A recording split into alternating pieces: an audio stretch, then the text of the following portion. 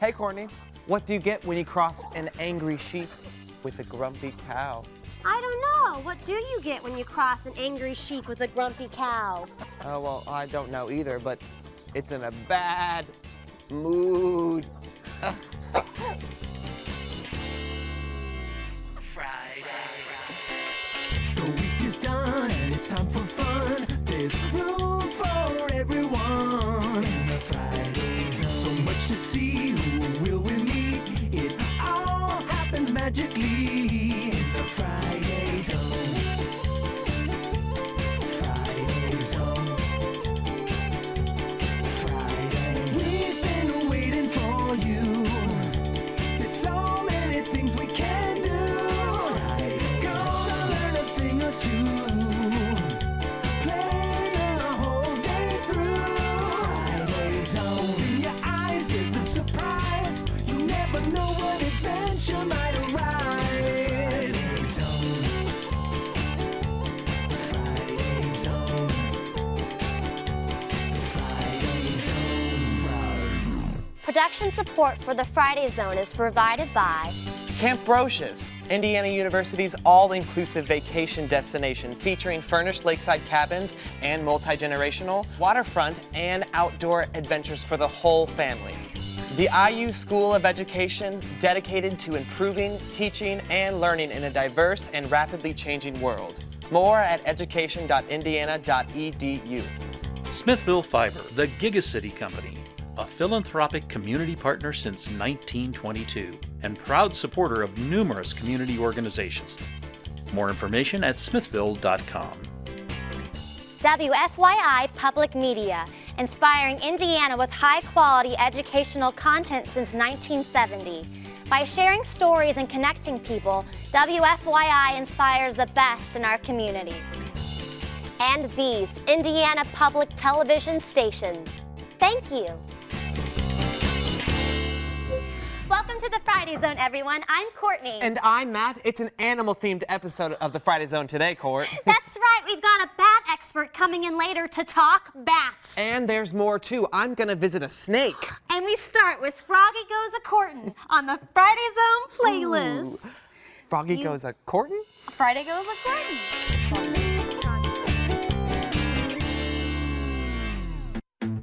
Froggie went a-courtin' and he did right, Froggie went a-courtin' and he did right,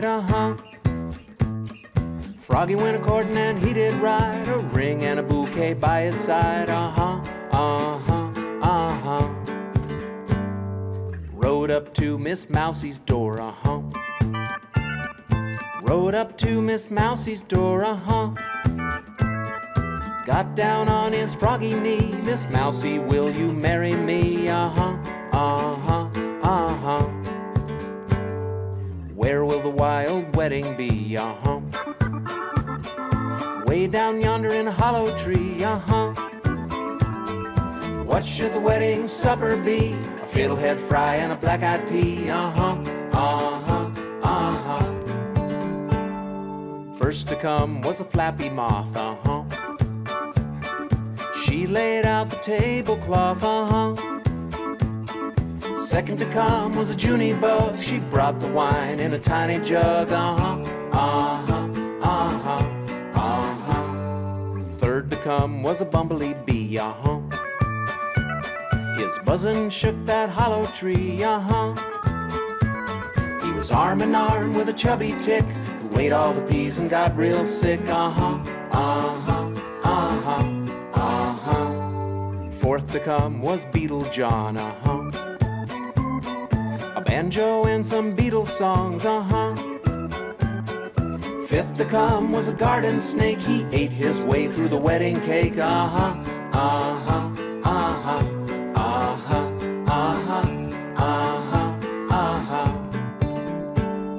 Sixth to come was a dragonfly, A monocle on his purpley eye, He came on the back of an old gray cat who fell asleep on the welcome mat,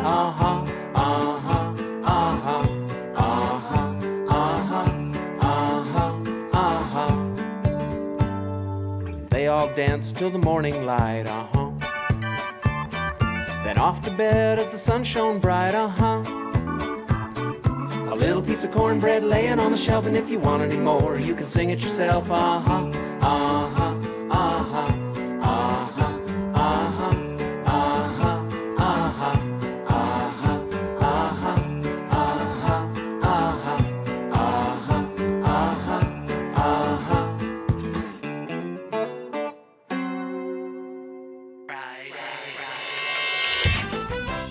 Hi everyone, I'm Sylvia the Sock, and this is Food or Not Food, the only game show that wants to know, is it food or not food? Now here's our host, who used to wear bananas on his feet and called them slippers. Here's Joey Bananas. Thanks, Sylvia. I'm Joey Bananas, and welcome to Food or Not Food. Is our contestant Levi ready? Come on over, Levi. Do you know how to play Food or Not Food, Levi? Yes, I do. Great. Here's your image. And here are your 3 clues. They are turkey, Genghis Khan, and dictionary. So, Levi, is this food or not food?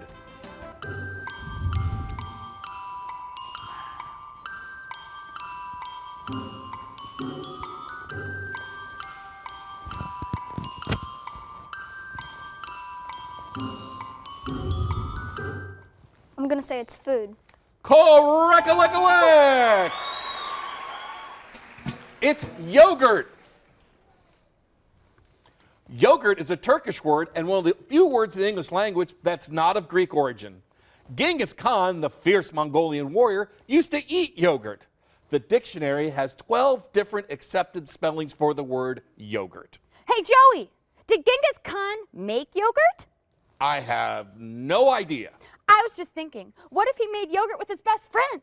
Then it would be called Brogurt. What if he made it in the winter? Then he could call it Snowgurt. He might have had some unusual flavors too. Like what? Well, he could have used grass clippings and that would make it Mogurt. Or if it smelled like feet, he could call it Togurt. We gotta go, Gert. I'm Joey Bananas, and this is Sylvia the Sock, and we'll see you next time on Food or Not Food. No, Gert!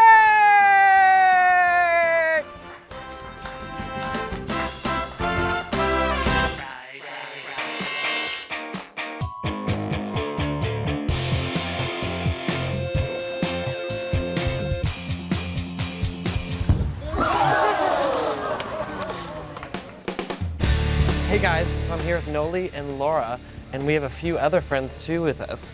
We have some snakes. Can you tell us a little bit about these snakes? These snakes are both ball pythons, and they're native to Africa, but they're pets here. They're pets? captive bred. Do they have any names? This is Marvin, and Visor? Oh, he's so soft. they would live in a grassland kind of habitat, and they'd spend most of their time hiding under a rock or in burrows under the ground. And then mostly at night they'll come out and hunt for things like small rodents. They have special heat sensing pits on the sides of their face, so they can use that to detect warm-blooded prey like mice. And so they can hunt in darkness because they don't have to rely on their vision. They can use the heat sensing. Oh, cool. And how can you tell if they're male or female? It's really hard, and I actually don't know if this is male or female. We named him Marvin. I was reading this earlier, and so they swallow their prey whole? It's just like gulp, just like all in one? Really? Yeah. So what do you normally feed him at home? Rats. Rats? Yeah. Is that his favorite food? Yeah. Yeah. All right. Do I get a whole one? Can I try? Sure. Okay. I'm kind of nervous. Oh my gosh. Oh. Just make sure you... Do you want to hold this? Trade? Okay. Oh. Ooh. Oh. This is so different than I thought it was gonna be. Oh my god. He's so soft. Oh, hi. When he's flicking his tongue, he's exploring how you smell. That's me. Yep. Yep. So he has two ways of smelling. One is through his tongue. He picks up scents and brings them to a special system that he can enter from the inside of his mouth, and then he smells just like you do through his nose. Oh, cool. as well. So he's got a really good sense of smell with all that together. And how long do snakes normally live? Usually this type of snake is up to 47. 47 years? Yeah. Wow, that's a long time. So how old is Pfizer? Like 2.5. 2? Wow, he's a youngin'. Well, awesome. Thanks for telling me all about them, and thanks for letting me hold a snake. He's so cute. In the Friday Zone. Welcome back to the Friday Zone, where here are some really cool friends and a special guest, Joy O'Keefe from the Bat Center at Indiana State University. Hi, Joy. Hi, thank you. Welcome to the Friday Zone. How's everyone doing today? We all doing good? Yeah. Are you guys excited to learn about bats? I don't even know what a bat Yeah. is. What is a bat, Joy? Wow, that's a good question. So, does anybody have a guess? What is a bat? Is it, does it like to eat bugs? It does eat bugs. There are lots of bats that do eat bugs. Is a bat a bird? No. No. What about a reptile like a No. snake No. or a turtle? It's similar to a bird, but not exactly Right. like a bird. That's a good point.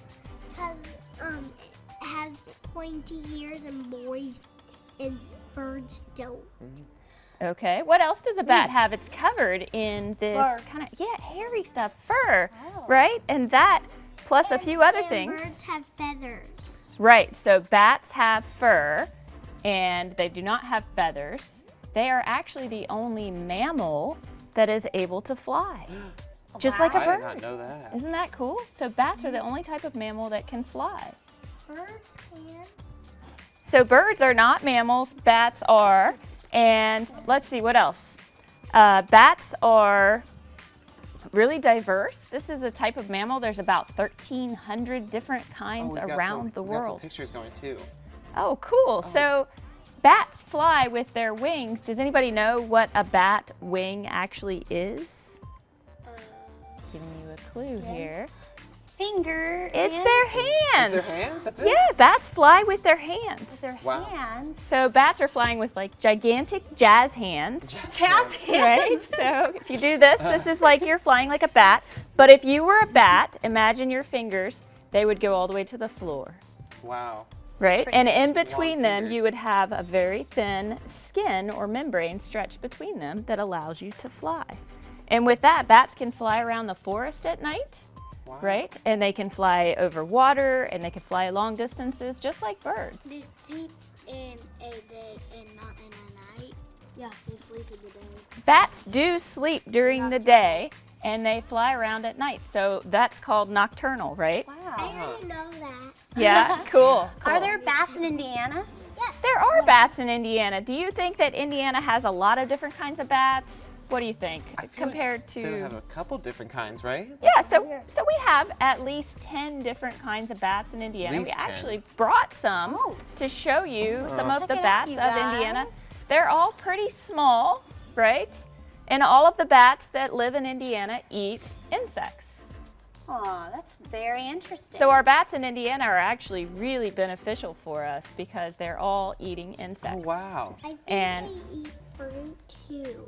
You are correct. There are some bats that eat fruit. Not in Indiana, though. Oh, not in So Indiana. if you go to South America, Central America, or even over to Australia, you can find some very big bats that eat fruit. Would you guys like to see how big the biggest bat in the world is? I love Yes. Yes? Definitely. Okay, we're going to need everybody to make this work. So let's see. We'll start with you, Matthew. You can take a wing. And we'll Whoa. keep unrolling. Maybe pass one over here. Oh my goodness. Oh So my God. This is the size of the biggest bat in the world, which is a Malayan Whoa. flying fox. Do you think this bat eats fruit or insects? Both. Fruit. Both? It eats mostly fruit, both. right? It's probably It pretty probably eats a hungry. few bugs on the fruit, but Yeah. its main prey is fruit. But some of these smaller bats on here are bats that you can find, like this one is the largest bat in Indiana, the hoary bat. Oh, wow. Sorry, bat. Okay, so he has a wingspan of about a foot, maybe a little bit longer, 15 inches, whereas this bigger bat has a wingspan of around 6 feet. That's incredible. That's a really big bat. Now, I heard something that bats are blind. So how do they see at night when they fly? Right, that's a good question. So, Echolocation.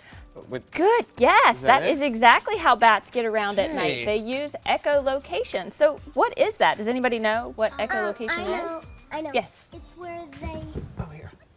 It's where they use their voice that they have, and when they're in the cave, they use the echo to use the location where they are. Right, so they emit a high frequency sound. It's actually above the range of human hearing. So most of us can't we hear can't even bats hear it. calling. Oh, wow. And, Yeah. And it's like, and they can find their food with it. Like bugs can like make crickety sounds like crickets, and they can do that, and then they can use echolocation with their hearing, and then they can fly all the way to the bugs and then eat the bugs. Isn't that amazing? So bats flying around at night can actually find a little insect the size of a mosquito or a tiny moth, and they can fly after those and actually catch them in the air. That's so incredible. Is that the sort of thing you research at the Bat Center? Yes, so we study bats and what they like to eat and where they like to spend their time during the day when they're sleeping. And we try to make recommendations to people who are trying to protect bats. So is that what's going on in this video right now? Yeah, so we're actually setting up a net here to try to catch some bats. And then there's a bat. This is an eastern red bat that we're taking out of the net. And you can see us examining its wing to make sure that it's healthy. And we put a little band on its wing that allows us to identify the bat if we ever capture it again. And then after we've done some measurements and taken some data on the bat, we'll actually just let it go in its natural habitat. Sometimes we'll attach a little transmitter to the back of the bat, so we might trim some fur, use that for analysis later. And then we can put a transmitter on the bat that allows us to track the signal of the transmitter, which is beeping a little signal, and take us to the tree where the bat is spending time during the day.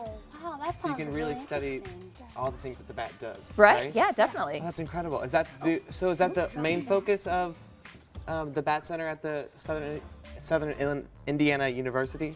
So at the Bat Center, our main focus is conservation and research, and we also do a lot of outreach about bats. Oh, We cool. actually try to educate people about bats and make sure that they understand how beneficial bats are to us. So how often do you guys go out like this to help? Well, to track the bats, or- we usually do this type of work during the summer, Okay. and that typically takes place between May and August. That's when bats are most active. Does anybody know what bats are doing during the winter? Let me put it this way. What do you think? Hunting. Hunting. It does start with an H, but it's not hunting. Hibernating. What'd you say? Is it hibernating? Yes, bats are hibernating during the winter, so they spend the winter in caves. And actually, Indiana is a great place for that. We have a lot of caves in southern Indiana, and bats will hibernate in the caves during the winter. Bears can hibernate in other animals. Yeah, so like a lot of animals, bats hibernate. Right, Yeah. just like a lot of other animals. And so what that means is that actually during the winter, they're not very active. They don't fly very often. And They don't eat during the winter usually. And they sleep, and they actually lower their body temperature to the temperature of the cave, and then they say, or closer to the temperature of the cave, and then they save energy by doing that. So we spend most of our time going out and catching bats during the summer when they're really active, and that's when all the bugs are active too, right? So what's this guy doing right here? So we're weighing the bat You're here. weighing them. We have to make sure that we have a transmitter that's small enough to fit on the bat, so we don't want to put one on that's too heavy. We also use the weight to help figure out what kind of bat it is. I have a question over here. How much do bats weigh? That is a good question. They do not weigh a lot, right? So bats typically weigh the bats in Indiana, only between maybe 5 and 20 grams. Wow. That's like 5 paper clips to 20 paper clips. 5 paper clips. It's hard to tell Yeah. underneath all that fur, but I Right. think we actually have a little skeleton of a bat. Yes. What type of bat do you think that would? Well, that looks like an insectivorous bat, and so it's small, right? And if you could add fur and membranes and things, we could probably figure out exactly what kind of bat it is. But Wow. it's definitely more closely related to these bats that we're looking at here. Well, I'd love to know more about how to help bats Yeah. because they seem like very interesting creatures. Can we learn more about that soon? Yeah. Sure, definitely. I'd love to hear more about that right after this. In the Friday Zone.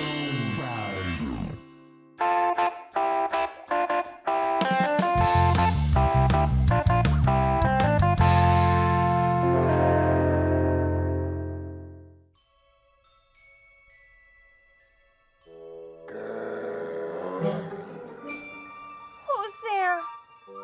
You are only my imagination. Imagination, am I? Zarg is not imaginary. Can your imagination do this?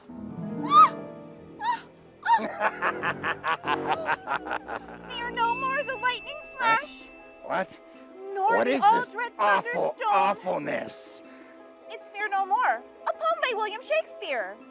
Ah, Fear no more the lightning flash, nor the stop all dread that, thunderstone. Stop it! It burns Fear my not ear slander's holes. censure rash. It's Thou awful. hast finished Stop, joy stop, and moan. Stop! I am moaning, All moaning lovers tears of young anguish and all and lovers pain. must consign to me and come to dust. Good night, Zarg. Well, it's joke time with Davy. Joke time with Jack. Joke time with Davy and Joke, I mean Jack.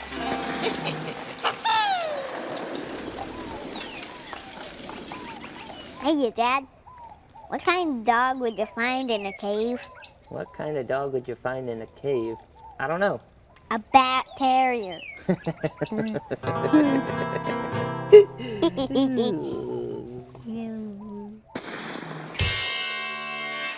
Hey, did you know you can become the life of the cafeteria with this sweet snack that everyone will enjoy?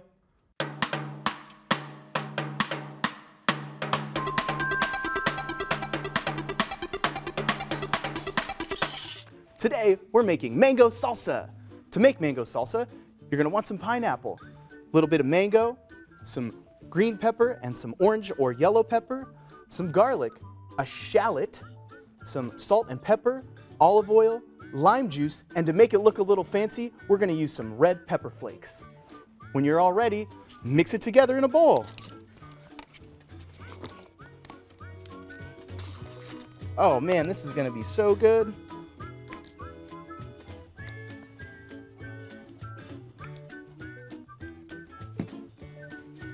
All right, here we go.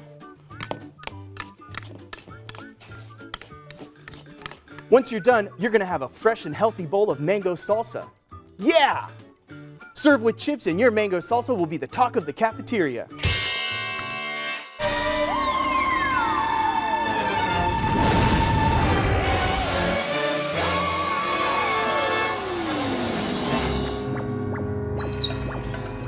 This is a great bug catching place. I love catching bugs. In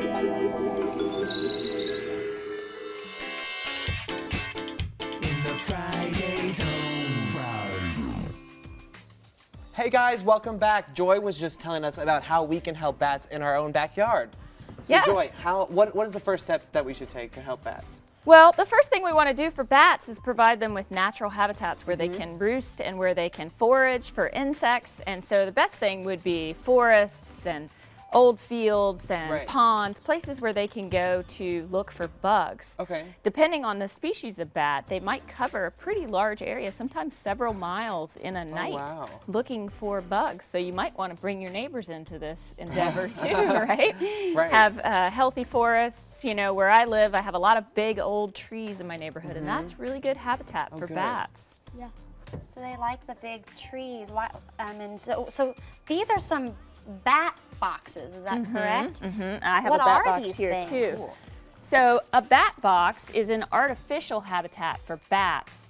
And so what we do when we create a bat box is we're mimicking the natural habitats that sometimes are lacking in our environment. So you know, a big hollow dead tree would be a great place for a bat to roost, but doesn't work so well in a neighborhood. And so a bat box can be a good substitute, and it provides a pretty small space inside that the bats can go into. And you can see it's not a big area, but bats are pretty small, like we talked about earlier.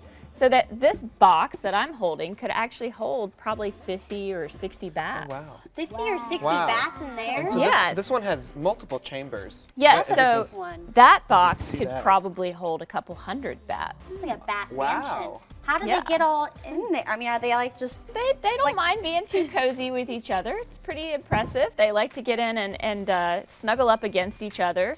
And we actually put a little pass through so they can go from one chamber to the next in case they don't like their neighbor.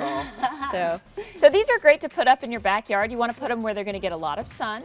Okay. And the bats actually like it pretty warm during the summer. Really? And then you're going to want to put it high enough so when the bats drop out, they can actually catch air to catch flight, right? Because Right. usually it's pregnant females and their pups that are using these boxes, and so we Okay. want them to be able to get out even when they're full of carrying a baby. So if I find a bat, what should I do? So if you find a bat, what should you do? Well, that's a great question. So where are you most likely to find a bat? Oftentimes you're going to find a bat near a building like this one. So this is a bat roosting right up in the corner of a building. Now, what do you think? Is this bat bothering anybody? No. No. So if you found a bat hanging here like this, you could just leave it alone. It would be fine. It's probably going to come back every day to roost in that same spot until winter when it's going to fly away. Now, what if you find a bat on the ground? Oh, I don't know. Do you think you should pick it up? No, Probably not. definitely not. No. So bats sometimes carry diseases, germs that we don't want to get. So you don't want to pick up a bat, right? That's amazing. Oh, that's good to know. Right. So if we want to find out more information about the Bat Center, where should we go to? Go to isgubatcenter.org, or you can find us on Facebook. Oh, cool. Wonderful. That's amazing. And so you have some, thank you so much for joining us here Yes, today, thank Joy. you. Thank you. You have some little bats for us to take home, right? Yes, definitely. Well, thank you so much. Yeah. And thanks for joining us on the Friday Zone. Remember to visit our website at fridayzone.org to watch past episodes, play games, and see behind-the-scenes photos. And remember to live, learn, and play the Friday Zone way.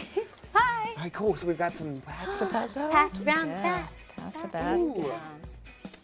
Right. The black is this one. The white is that. Production support for the Friday Zone is provided by Camp Brocious, Indiana University's all-inclusive vacation destination featuring furnished lakeside cabins and multi-generational, waterfront, and outdoor adventures for the whole family. The IU School of Education, dedicated to improving, teaching, and learning in a diverse and rapidly changing world. More at education.indiana.edu. Smithville Fiber, the Gigacity Company, a philanthropic community partner since 1922 and proud supporter of numerous community organizations. More information at smithville.com. WFYI Public Media, inspiring Indiana with high-quality educational content since 1970. By sharing stories and connecting people, WFYI inspires the best in our community. And these Indiana Public Television stations. Thank you. Teachers, would you like to use the Friday Zone in the classroom? We've developed a complete curriculum guide chock full of activities and lesson plans that track to Indiana standards of learning. Learn more and request a copy on our website, fridayzone.org. Plus, since it's from the Friday Zone, you know it's a lot of fun, too. It's all about how we can help you and the students in your classroom. Live, learn, and play the Friday Zone way.